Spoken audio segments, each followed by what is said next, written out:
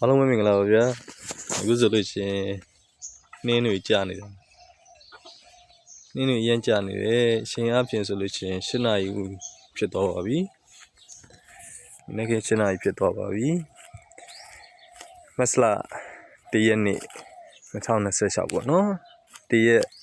3 လပိုင်း2026နေ့မှာပဲနှင်းတွေတအားကြာနေပါတယ်ဒီလိုဖြစ်စဉ်မျိုးကတော့ခုနှစ်ထဲမှာဒီတစ်ခါတော့ကြုံမှုတာပေါ့နော်ကဘာကြီးကလည်းပဲကျွန်တော်တို့အထူးဆန်းလေးတွေပြေးတယ်ဗျအထူးဆန်းလေးတွေအမှတ်တရလေးတွေဖြစ်အောင်ချမ်းဖန်ပြီးတော့ဖန်တီးပေးတာလားတော့မသိဘူးပေါ့ဗျာဒါတော့နှင်းတူတွေနှင်းမိုးတွေရွာရလား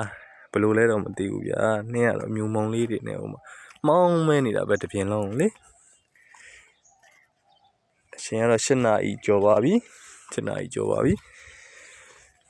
ကျွန်တော်တို့ဒီဟိုတရက်တလပိုင်း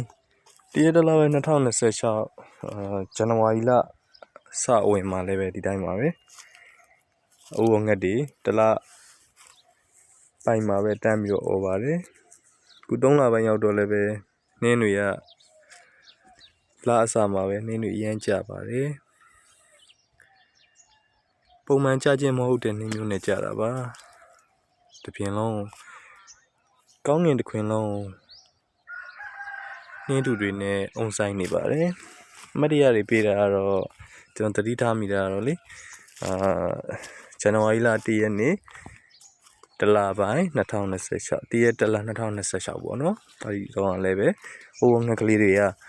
ဘယ်ဘလို့ပေါ်လာပြီးတော့မှအော်မှမသိပါဘူးအဲ့ဒီနေ့ကနေစပြီးတော့အော်တော့တာပါပဲဟိုငှက်တန်ချိုလေးတွေကလေမတရားလေးနဲ့ရိုက်တင်တာပါ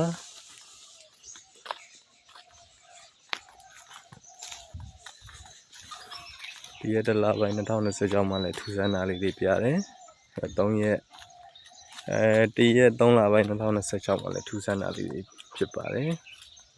မတရားရိုက်တင်တာပါအားလုံးမဒီလောက်ပါပဲဗျာ